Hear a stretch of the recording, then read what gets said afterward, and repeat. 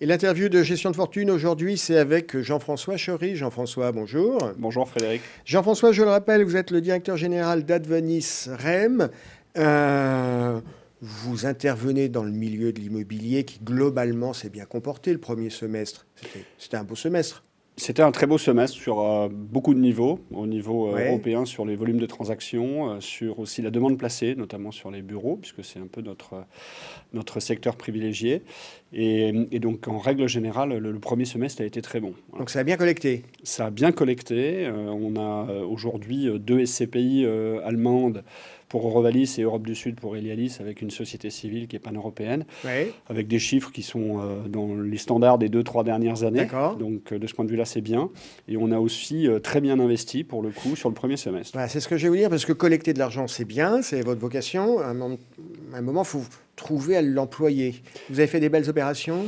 On a fait 4 opérations sur le début d'année, une en Espagne et 3 en Allemagne. Alors, on ne va pas toutes les citer, mais une opération dont vous êtes particulièrement fier, dont vous dites c'était un beau coup. Alors, sur l'Espagne, je vais évoquer Allez. celle-ci sur Elialis.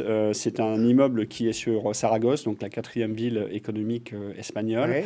avec un immeuble qui est loué entièrement à 100% à Endesa, qui est un des 2 fournisseurs électriques avec Iberdrola en Espagne, donc avec un bail long, ce qui est aussi une très bonne chose en Espagne, et avec un immeuble qui a été complètement reconfiguré par le locataire l'année dernière.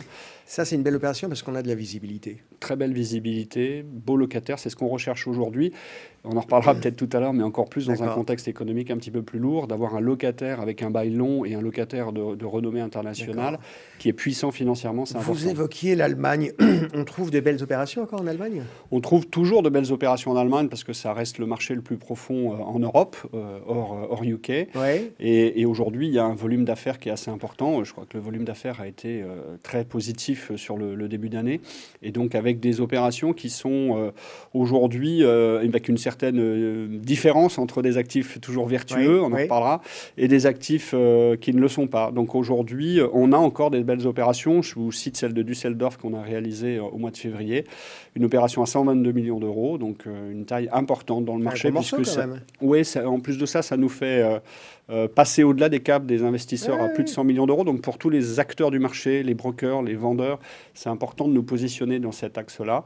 Et avec 2 très beaux locataires, puisque un est Telefonica et l'autre c'est ThyssenKrupp, qui est un gros groupe industriel allemand. Ouais.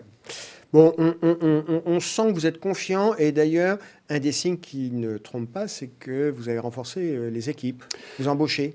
Oui, alors on a décidé sur le premier semestre de renforcer notre équipe commerciale B2B qui va s'adresser à OCGPI, qui sont nos distributeurs essentiels aujourd'hui, puisque c'est la plus grosse partie de notre collecte, les banques aussi et les assureurs.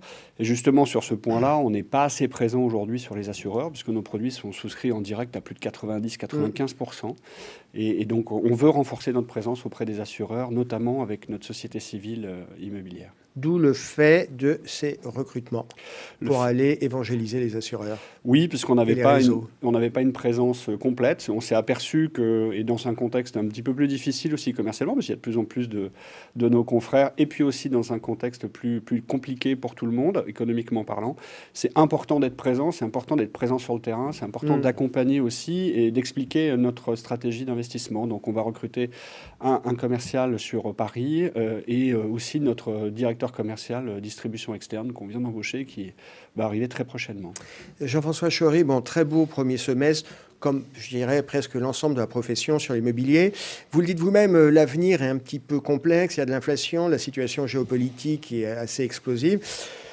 C'est quoi la perception de l'environnement? Ça va être compliqué là sur les mois, les semestres. On termine 2022, 2023, on navigue à vue. Alors aujourd'hui, il y a un contexte d'inflation qui est assez connu, c'est-à-dire avec une hausse d'inflation très forte dans tous les pays européens. Donc ça se situe grosso modo entre 8 et 10%, et un petit peu plus pour certains. Donc ça, c'est des données qu'on n'avait pas. Pendant longtemps, on a navigué justement avec une inflation très faible, avec des taux qui étaient même négatifs, ce qui était peut-être même une aberration. C'est-à-dire qu'on avait aujourd'hui des emprunts qui étaient à taux négatif. Donc ça, c'était pas forcément habituel. C'était une très bonne opportunité, mais pas forcément habituel. Mais parlons de l'avenir, il va falloir être d'autant plus vigilant dans un environnement aussi incertain. Il va falloir être très vigilant, et encore plus avec les problématiques énergétiques. Pourquoi? Parce qu'on a effectivement des hausses de prix de l'énergie. On a des locataires, quand on regarde ça d'un point de vue immobilier, on a des locataires qui vont avoir des charges à supporter qui vont être plus importantes. De l'autre côté, vous avez de l'inflation avec des effets cliqués sur les loyers, avec des augmentations de loyers. Donc tous les locataires ne vont pas pouvoir supporter ces hausses de loyers. Donc pour nous, ça va être très important d'être très proche des locataires.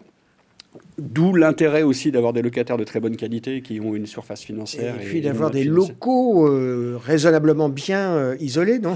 Et d'avoir des locaux qui seront très bien isolés. On avait évoqué, quand on a eu les labels ISR en début d'année pour Rovalis et Lialis, le fait de l'importance d'avoir des immeubles vertueux par rapport à des immeubles qui ne le sont pas sur des problématiques de valorisation. Et tout le monde s'était donné un laps de temps de 5 ans, 10 ans on va y aller. Pour dire que de toute manière, on y va, on n'a pas le choix, mais on a un petit peu de temps. L'accélération des prix énergétiques va accélérer aussi cette différence, et on le ressent déjà tout de suite aujourd'hui, et donc même d'ici la fin de l'année, cette différence de valorisation entre un actif qui est vertueux et un actif qui ne l'est pas. Allez, en une seconde, parce qu'on doit bientôt terminer, est-ce qu'il vous arrive, par rapport à cette problématique énergétique d'isolation, de refuser des actifs ? De ne pas faire d'opération? Alors, on a un actif là qui est un petit peu emblématique de la situation actuelle. C'est un actif qui, pour nous, financièrement parlant, au début d'année 2022, était intéressant pour nous. Belle situation à Francfort, 2 très beaux locataires internationaux bien connus, un immeuble de qualité, et avec effectivement une problématique d'utilisation de cet immeuble, c'est-à-dire que comme c'était un quartier général d'une société, avec une utilisation, on va dire, très importante en termes énergétiques, beaucoup de lumière 7 jours sur 7, parce que c'est un immeuble visible. Donc une grosse consommation énergétique. Cet immeuble-là... Et du coup, on n'a pas pris? On ne l'a pas pris en début d'année pour une valeur à 80 millions d'euros. D'accord. Et en septembre, aujourd'hui, le vendeur revient sur le marché avec une décote de presque 30% parce que c'est une obligation de le vendre et parce qu'aujourd'hui, le financement ne marche pas. Donc, on ne le prend toujours pas. C'est très clair. Jean-François Chory, merci de cet exemple concret. Merci d'avoir été avec nous. Merci, Frédéric.